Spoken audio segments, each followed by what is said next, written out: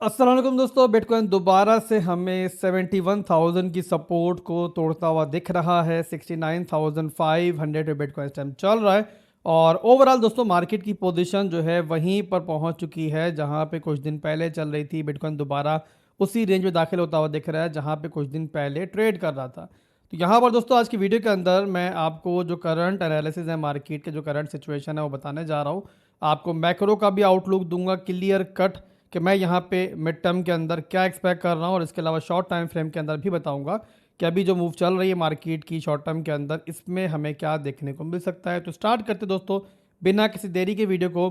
और सबसे पहले देख लेते हैं कि मार्केट के अंदर कुछ जो नेगेटिव अपडेट्स आई उनका क्या इम्पैक्ट पड़ रहा है मार्केट के अंदर। सबसे पहली खबर तो आपको मेरे सामने दिख रही है कि बिटकॉइन की एक बहुत बड़ी वेल है जिसने ऑयल के स्पाइक करने के बाद, आपको पता होगा शायद, नहीं पता तो बता दूं कि ब्रेंट ऑयल ने दोबारा से एक बहुत बड़ा जंप लिया है और प्रीवियस ऑल टाइम हाई जो है उसको आके जो है रीटेस्ट किया है।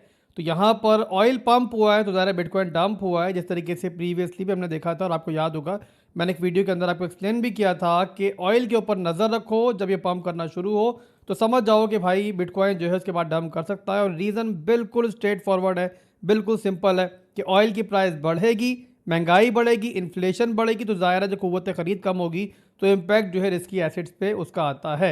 तो बहरहाल दोस्तों बिटकॉइन यहाँ पे नीचे आया। एनीवेज इसके बाद दोस्तों आपको पता है कि कल जो है फेड मीटिंग भी हुई है और फेड मीटिंग के अंदर भी एक्सपेक्टेशन के हिसाब से ही हमें जो है न्यूट्रल नंबर देखने को मिला। और उसके बाद जो स्पीच हुई जो कि ज़्यादा इंपॉर्टेंट थी इस नंबर के आने से, नंबर के बारे में तो पहले से लोगों को अंदाजा था क्या आना है, न्यूट्रल नंबर लोग एक्सपेक्ट कर रहे थे, बट जो स्पीच थी उसमें भी कोई बहुत बड़ी उम्मीद नहीं दिलाई गई। सिवाय इसके वाहिद पॉजिटिव बात जो की गई वो ये की गई कि भाई फिलहाल के लिए मेंबर जो है फेड के वो रेट हाइक्स के हक में बहरहाल नहीं है, बट यहाँ पे रेट कट्स भी जो है हमें जल्द जो है देखने को नहीं मिलेंगे, इसकी तवक्का जो है की जा रही है।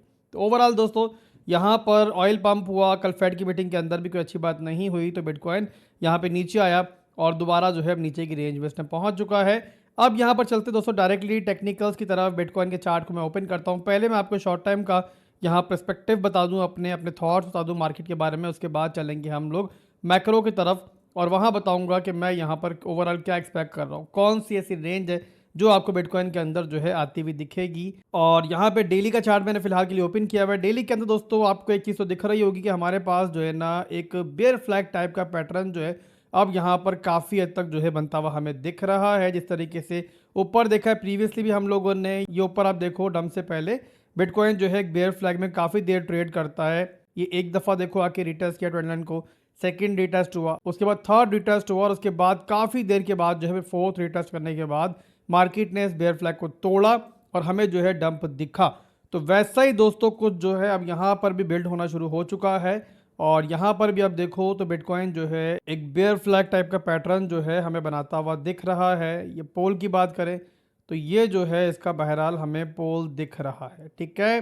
तो यहाँ पे बहरहाल डेली के अंदर ये चल रहा है। इसके अलावा जिस रेंज को बिटकॉइन ने तोड़ा था अब दोबारा उसके अंदर हमें दाखिल होता हुआ दिख रहा है। और अभी की डेली कैंडल जो कि क्लोज फिलहाल ज़ाहिर है नहीं हुई है और क्लोजिंग का थोड़ा वेट हमें करना पड़ेगा इसके लिए। ये 50 मूविंग एवरेज से आपको दिख रहा होगा नीचे इस टाइम चल रही है। तो क्लोजिंग नीचे अगर हो जाती है, दोबारा इस रेंज में हो जाती है, तो फिर चांस यही बनेगा कि बिटकॉइन यहाँ पे इस तरीके से एक रिटेस्ट ले सकता है और उसके बाद फिर जो है हमें दोबारा नीचे की जानिब जो है जाता हुआ दिख सकता है, बट इसके लिए डेली क्लोजिंग का वेट करना पड़ेगा। तो ये ओवरऑल दोस्तों शॉर्ट टर्म के हमारे छोटे से एनालिसिस थे। यहाँ पे अगर मजीद भी स्मॉलर टाइम फ्रेम के अंदर मैं थोड़ा सा ब्रेक डाउन कर दूँ आप लोगों के लिए, जिस तरीके से कल की वीडियो में किया था, तो 15 मिनट टाइम फ्रेम चार्ट में ओपन कर लेता हूँ और 15 मिनट के अंदर भी आप देख लो कि हमें यहाँ पर अभी जो है मार्केट स्टिल जो है डाउन ट्रेंड में ही दिख रही है। ये रेंज थी जब कल मैंने वीडियो बनाई थी और आपको मैंने यही बताया था अगर बिटकॉइन 71,700 के ऊपर क्लोज लेता है तो बनेगी लॉन्ग, अदरवाइज नहीं बनेगी लॉन्ग। और रीज़न सिंपल था मेरे भाई कि सपोर्ट के ऊपर आकर जो है अगर हमें स्ट्रेंथ नहीं मिलती है तो फिर चांस यही होता है कि सपोर्ट जो है फिर वो टूट भी जाए, और वो भी तब कि जब मैक्रोज के अंदर हमारा चार्ट जो है स्टिल नेगेटिव है। अब यहाँ पर चार्ट में कन्वर्ट कर लेता हूँ मैक्रो के अंदर। मैक्रो थॉट क्या है मेरा वो भी आपको बता दूँ, यानी कि बिगर टाइम फ्रेम के अंदर, मिड टर्म के अंदर हम क्या देख सकते हैं वो आपको समझा दें। अब मैक्रो का चार्ट दोस्तों मैंने ओपन किया हुआ है। यहाँ पे हम डाउन ट्रेंड के अंदर हैं, ये बार बार हम डिस्कस कर चुके हैं प्रीवियस डेज के अंदर, और ये भी डिस्कस कर चुके हैं बार बार हम लोग के बिटकॉइन यहाँ पर जो है एक लोअर हाई के मूव के अंदर है और बहुत दूर तक ज़ाहिर है इससे हम उम्मीदें नहीं वाबस्ता कर लेते। इवन अगर ये बिटकॉइन पंप करके सीएमए गैप को भी फिल्ड करने चला जाता तब भी एक लोअर हाई का मूव ही होता और एक रिलीफ रैली ही कंसीडर होती। और ये तब तक है मेरे भाई कि जब तक हमारा प्रीवियस हाई जो कि बहुत ऊपर पड़ा हुआ है 94 के रीजन में पड़ा हुआ है वो ना ब्रेक हो जाए, जिसके चांसेस यहाँ पर कम थे, कम हैं। उसका रीज़न सिंपल है कि हमारे पास नीचे जो है अनस्वेप्ट लोज पड़े हुए हैं। ये आपके सामने है कि अनस्वेप्ट लो पड़ा हुआ है, ये एक लास्ट लो पड़ा हुआ है। और नॉर्मली बिटकॉइन जब रिवर्स होता है तो इस तरह अचानक रिवर्स नहीं होता। अगर आप देखो ना प्रीवियस बॉटम्स को भी तो वहाँ पे आपको दिखेगा कि जो प्रीवियस लोज हैं उनको बिटकॉइन जो है पेंडिंग नहीं छोड़ता और रिवर्स से पहले जो है उनको लेकर जाता है। इवन बॉटम को छोड़ो, जब टॉप भी बनते हैं तो वहाँ पर भी देखो तो प्रीवियस लोज जो है ना बिटकॉइन नॉर्मली स्वैप्ट आउट करता है और उसके बाद जो रिवर्स आता है ताकि जो भी वीक हैंड्स हैं और जो भी यहाँ पे ऊपर लिक्विडिटी पड़ी हुई है, नीचे लिक्विडिटी पड़ी हुई है मार्केट के अंदर, वो मार्केट जो है लेकर जाए। तो ओवरऑल दोस्तों आने वाले दिनों के अंदर भी मेरी एक्सपेक्टेशन यही है कि बिटकॉइन अगर ऊपर जाता भी है तो दोबारा नीचे आके जो है एटलीस्ट ये लोज जो है लेके जाएगा। और कहाँ तक जा सकता है बिटकॉइन यहाँ पे, तो मेरे भाई नीचे मैंने एक मेजर डिमांड जोन मार्क किया हुआ है, ये आपके सामने है और ये है हमारा तकरीबन 48 से लेके 60 का रीजन। ये वो रीजन है जहां पर हमारी 200 मूविंग एवरेज भी अलाइन हो रही है। 200 मूविंग एवरेज जो है हमारी अराउंड 60,000 से थोड़ा नीचे अलाइन हो रही है और 300 मूविंग एवरेज जो है हमारी 48 की रेंज में अलाइन हो रही है। और ये वो दो मूविंग एवरेजेस हैं जहां पे माजी के अंदर नॉर्मली हमें बॉटम्स मिले हैं, बल्कि मैं कहूँगा कि मोस्टली मिले हैं। तो यहाँ पे चांस मौजूद है कि मार्केट जो है नीचे आए और अपने 300 मूविंग एवरेज को भी लेकर जाए। उसके नीचे, उसके ऊपर, उसी के आसपास जो है हमारा जो है इस बार का बॉटम जो है हो सकता है। बाकी जब मार्केट में ऐसा मौका आएगा तो ज़रा दोबारा भी रीएनालाइज करेंगे।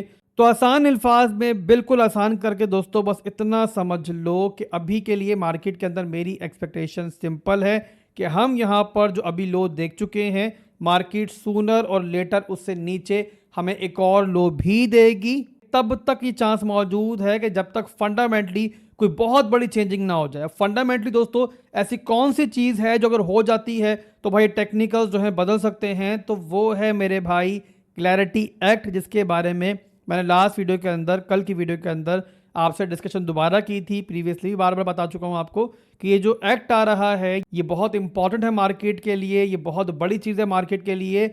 जिस शक्ल में इसको प्रपोज किया जा रहा है, जो चीज़ें इसमें कही जा रही हैं कि इसमें शामिल की जाए, अगर इसी शक्ल में ये मंजूर हो जाता है और इसके साथ कोई खेल नहीं खेला जाता, कोई काटा पीटी नहीं की जाती, तो फिर मेरे भाई यहाँ पर जो है ना मार्केट जहाँ भी होगी वहीं से रिवर्स होगी और वही हमारा लास्ट बॉटम होगा मार्केट उस टाइम जहाँ भी मौजूद होगी। तो उम्मीद करता हूँ कि आपको मेरी बात समझ में आई होगी। बाकी इंशाल्लाह शॉर्ट टर्म के एनालिसिस मैं अगली वीडियो में दोबारा भी दूंगा आपको, जैसे डेली क्लोजिंग हो जाती है। ज़रा शॉर्ट टर्म का सिनेरियो जो है वो तो बदलता ही रहता है रोजाना के हिसाब से, मैक्रो का सिनेरियो जल्दी नहीं बदलता, बट शॉर्ट टर्म के अंदर ज़्यादा रेंज टू रेंज चलना होता है हमें।